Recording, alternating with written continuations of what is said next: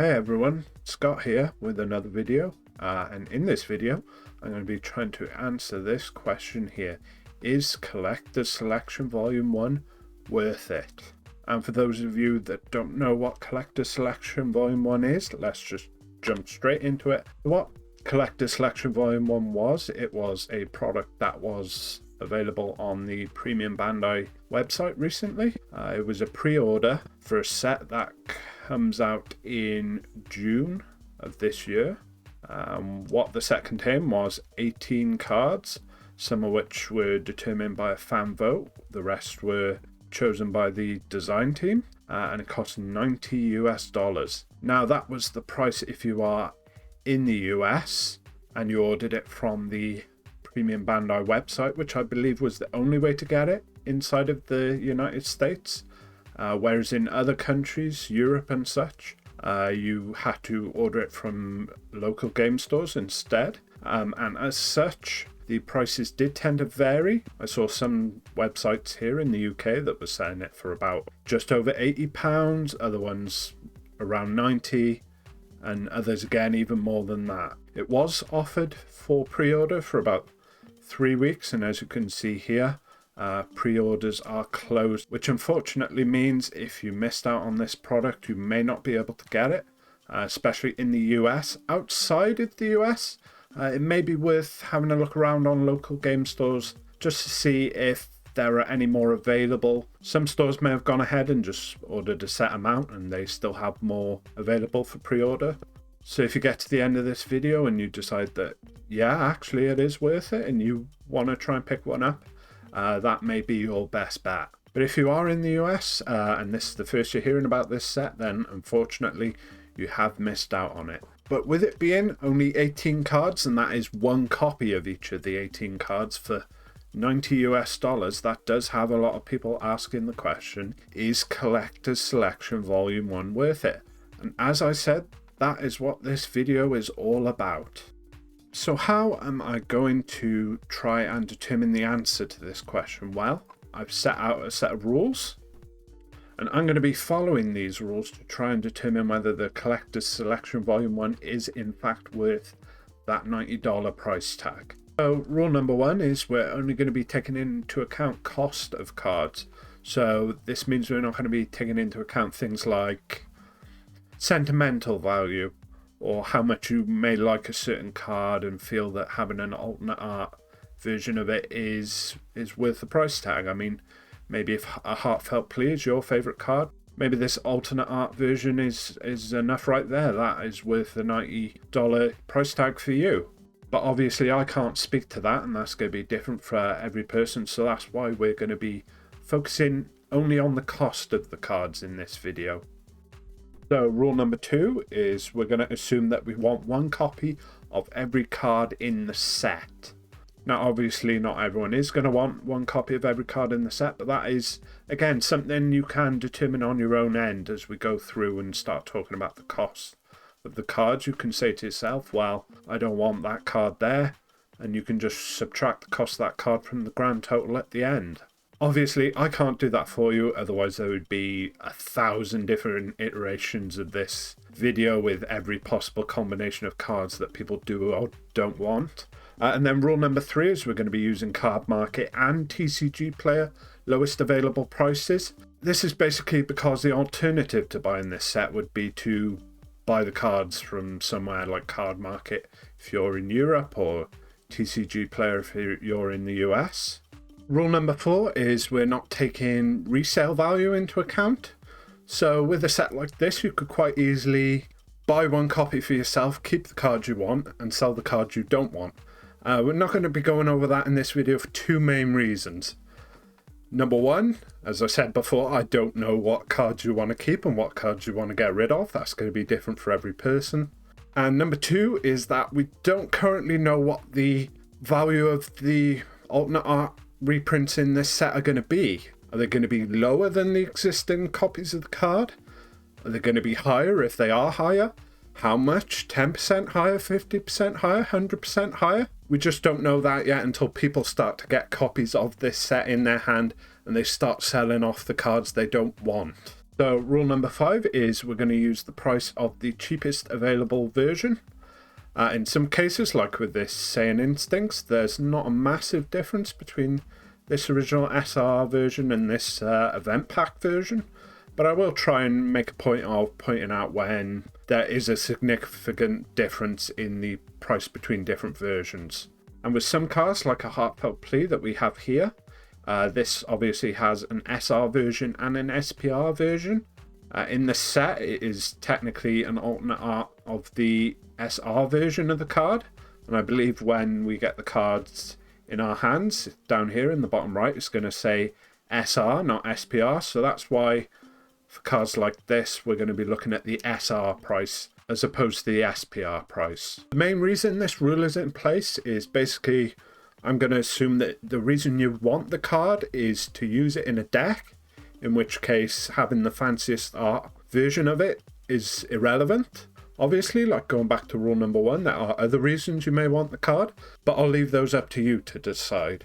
And then number 6 is not really a rule, but all the prices in this video are correct as of the day I'm making it, which is February 18th, 2021. Obviously, I'm not going to be posting it today because it's pretty late in the day, but hopefully I should have it up in the next day or two. Now let's move on and look at the cards that are going to be reprinted in this set and how much they are available for right now. So first up we have Great Ape Son Goku Saiyan Instincts. So over here on the left we have the card market price, so the European price, and over here on the right we have the TCG player price for the US. And like I said before, there's not a massive difference between the regular SR version and the event pack version. Over here in card market, I believe this price is technically for the event pack version, whereas I found on TCG player the event pack version was slightly more expensive. But as you can see, Saiyan Instincts is still an expensive card, so I am glad it is getting reprinted in this set. And down here, like I said, we have the prices, but these, as we go along, these prices are going to increase. That is the running total of all the cards added up together. So when we get the final card in the set, we'll have our grand totals for the euros here and for the dollars here. But I thought I would include these running totals, as it were, just so we can see how the price of these cards can very quickly add up. So the second card we're going to look at is the Green Broly Leader from the very first set of the game. As you can see from the on-screen prices, not a very expensive card, but that is going to be something of a running theme with the leaders. Not many of them are very expensive whatsoever. So did this card need to be reprinted? Perhaps not, but it has been seeing a bit of a resurgence. I've seen plenty of deck lists out there for this leader created very recently. And so the third card in the set that we come to is a Heartfelt Plea, as I showed before. And one thing I just wanted to point out, that these prices are for the revision pack version of the card. And one thing to note is that the revision pack cards were not available as foils. So if you were going to buy the cheapest version of this card available, it would actually be non-foil, despite the fact that this is a super rare. So that obviously is one thing you need to keep in mind if you wanted to buy a foil version of this card. Even the SR, it is going to be significantly more expensive. And then the fourth card being reprinted in the set is SSB Gogeta Fusion Onslaught. So one point I maybe should have made earlier is the first 10 cards we're going to be looking at. These are the ones that were decided by the fan vote. So if you find yourself wondering why these cards were picked to be reprinted, that is your reason right there. Then number 5, we have another leader here, Fusion Warrior Super Saiyan Vegito.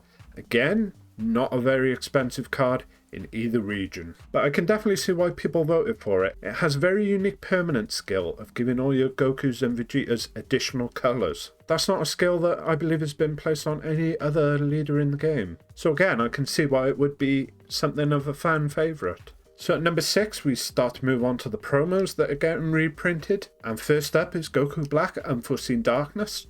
And one note I wanted to make about the price of this card is that this is the first card we have come to that I believe is only available non-foil at the moment. which means its reprint in the collector's selection will be the first time this card is available in foil. That is something you may want to take note of. And as for the price, across both regions, it's relatively similar. It's not a particularly expensive card, but it's not cheap either. Then at number 7 we have Super Baby 1 Parasitic Menace. I remember this card having a much higher price at, I want to say, around 20 euros when it was first released. Obviously the card has dropped in price since then, with the red yellow baby deck kind of falling away a bit in the meta, but still it is a card that has some value. Then at number 8 we come to the first of the cards that I actually personally voted for in the fan vote, and the reason I voted for it is that currently it's not available in foil, and I very much wanted to see it be made available as a foil. And I guess the only other thing to note is there's quite a significant difference in price between the two regions. I'm not sure what is going on with that. And then at number 9 we have Janemba. This is the milled Janemba leader, I believe. And again, like with some of the other leaders, not very expensive whatsoever. And one final point I wanted to make about the fact that there are even leaders being reprinted in this set. Anyone that buys more than one of these sets is going to end up with extra leaders that they don't need. So I would say the leaders are probably going to be some of the cheaper cards come out of this set. If you're only interested in the leaders from this set, I would wait until people start to get their hands on their sets. Some people will be trying to offload their extra leader cards. And then at number 10 we have another card that I personally voted for in the fan vote, Scientist Fu. I know this is one card that a lot of people have singled out as not really needing another reprint. One point I want to make about the fan vote is at the time that they put the fan vote out there, they did not say it was going to be for a $90 set with only 18 cards in it. If I had known that at the time, that was what I was voting for, I would not have voted for this card. And as you can see from the card market listing, it has been reprinted 3 times previously. In Europe, the Magnificent Collection printing is the cheapest, whereas in America, the original promo printing was the cheapest, but really there was only about a 1 or 2 cents difference. Across both regions, it's only really the Judge promo version that has any value whatsoever. And at number 11, we have the first of the 8 developer chosen cards, Fuse Zamasu Deity's Wrath. I think one thing to take notice of as we look at the developer chosen cards is that they are on average a lot more expensive than the fan chosen cards. And one thing to take note of is that massive price tag over on the right there. Over $50 US just for one copy of this card. And as you can see with the introduction of this card, we have smashed through that $90 price of the set over on the right. And out of all the cards the developers could have chosen, I'm glad they chose this. Then, at number 12, we have SSB Kaioken Son Goku, Concentrated Destruction. And again, I think this was a great choice by the developers. Then, at number 13, Son Goku, The Adventure Begins. This is a solid pick, if unremarkable. And then the last 5 cards we're going to be talking about are each of the iconic attack rares from set 9. This is currently the cheapest of the 5. Up next is Ultra Instinct Goku's Kamehameha. Then at number 16 we have Cell's Earth Destroying Kamehameha. I personally am going to be very happy to get my hands on another copy of this card. Number 17 is Vegeta's Final Flash. I was actually quite surprised when I looked up these prices. I remember Cell's being by far the most expensive of these iconic attack rares.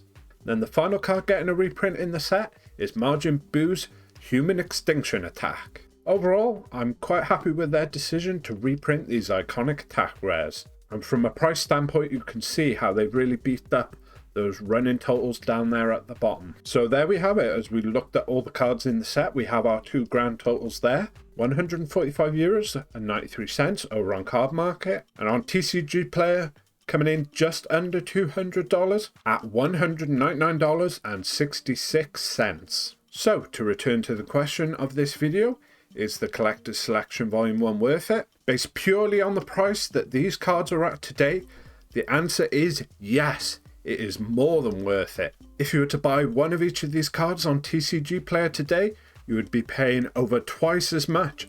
However, one thing we need to keep in mind is this set is not released until June 2021. Even if we were to say it's released on the 1st of June, that is still 3 full months away. We have 1 more week of February then all of March, all of April, all of May. Between now and when we finally receive our orders, prices very well could change.